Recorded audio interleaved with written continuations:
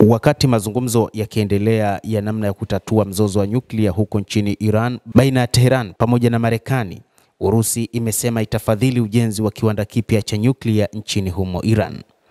Juu ya kufadhili ujenzi wa kinu kipya cha nyuklia nchini Iran, Urusi itaipatia Iran mita za ujazo bilioni 55 kwa mwaka. Urusi itafadhili ujenzi wa kiwanda kipya cha nyuklia nchini Iran, na hii ni kwa mujibu wa waziri wa mafuta wa Iran Mohsen Paknejad, ambaye amesema katika hafla ya kufunga tume ya 18 ushirikiano wa pamoja wa kiuchumi. Nchi hizo mbili zitafanya ujenzi wa vituo vipya vya nishati ya nyuklia kwa kukamilika kwa awamu ya pili na ya tatu ya kituo cha nguvu cha Bushehr na kwa kutumia njia ya mkopo ya kutoka Moscow. Paknejad alisema Urusi imeisaidia Iran kujenga kinu chake cha kwanza cha nyuklia huko Bushehr, kusini mwa nchi hiyo. Maoni ya Paknejad yalikuja wakati maafisa wa Marekani na Iran walipokutana nchini Oman siku ya Jumamosi kwa awamu ya tatu ya mazungumzo ya nyuklia. Waziri wa mambo ya nje wa Iran Abbas Araghchi na mjumbe wa rais wa Marekani Donald Trump katika eneo la Mashariki ya Kati Steve Witkoff walifanya mazungumzo hayo mjini Muscat kupitia wapatanishi wa Oman, wiki moja baada ya duru ya pili ya mazungumzo kufanyika mjini Rome, ambapo pande zote mbili zilieleza kuwa ni mazungumzo yaliyokuwa ya faida sana na ya kujenga.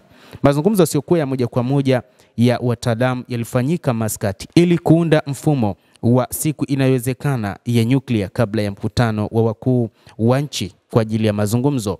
Hata hivyo, rais wa Marekani Bwana Donald Trump amesema kwamba yupo tayari kuzungumza na mkuu wa serikali ya Iran Ayatollah Al-Khamenei au rais wa taifa hilo Masoud Pezeshkian. Trump amesema kuwa duru ya tatu ya mazungumzo yanaendelea vyema. Nadhani tunafanya vizuri sana katika makubaliano na Iran. Tunaona kama vile tuko njiani kuelekea katika uamuzi mzuri sana na maisha mengi yataokolewa, alisema Rais Donald Trump wa Marekani na waandishi wa habari katika ofisi ya Oval. Mazungumzo hayo yataendelea wiki ijayo, huku mkutano mwingine wa ngazi ya juu ukipangwa kwa muda mnamo Mei 3. Hata hivyo, kukuza biashara ya gesi ya Urusi na Iran, Tehran na Moscow pia umekubaliana juu ya mpango wa kuipatia Iran mita za ujazo bilioni 55 ya gesi ya Urusi kwa mwaka, bei ambayo bado haijathibitishwa. Zaidi ya hayo, Paknejad amesema siku ya Ijumaa kwamba Iran itatia saini mkataba wa dola bilioni 4 na makampuni ya Urusi ili kuendeleza maeneo 7 ya mafuta. Nchi hizo mbili zinaelekea kutia saini makubaliano ya kuongeza mtiririko wa gesi ya Urusi na kuimarisha nafasi ya Iran kama kitovu cha gesi kikanda. Rais wa Urusi Vladimir Putin na mwenzake wa Iran Masoud Pezeshkian walitia saini mkataba wa ushirikiano wa kimkakati wa miaka 20 mnamo mwezi Januari unaohusisha ushirikiano wa karibu wa kiulinzi na kuimarisha uhusiano wa kiuchumi na biashara kati ya nchi zao mbili, ambao utafanywa na sarafu zao wenyewe. Pembe tatu inayoendelea ya Iran, Urusi na China inazidi kuwa na ushawishi.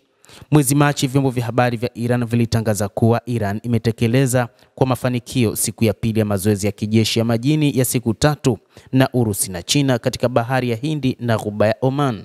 Mazoezi hayo yaliyopewa jina la ukanda wa usalama wa baharini mwaka 2025 yalilenga malengo ya baharini, udhibiti na uharibifu wa shughuli za pamoja, kutafuta pamoja na kuokoa. Hata hivyo, mataifa hayo ni kama vile yameapa kushirikiana katika kila nyanja. Wakati huo yanashirikiana katika uchumi, lakini pia hata katika masuala ya ulinzi na usalama. Iran imetangaza kuwa itashiriki katika siku ya mazoezi baada ya kutupilia mbali ofa ya rais wa Marekani kwa ajili ya mazungumzo ya nyuklia. Trump alipulizia mbali mazoezi hayo akiambia Fox News, "Tuna nguvu kuliko wao.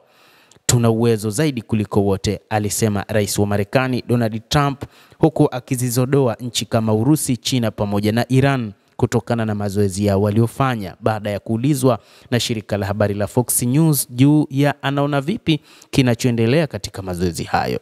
Endelea kutufuatilia mtazamaji, na usisahau kulike, kucomment na kusubscribe channel hii. Naitwa Adam Hussein, endelea kuwa nasi wakati wote.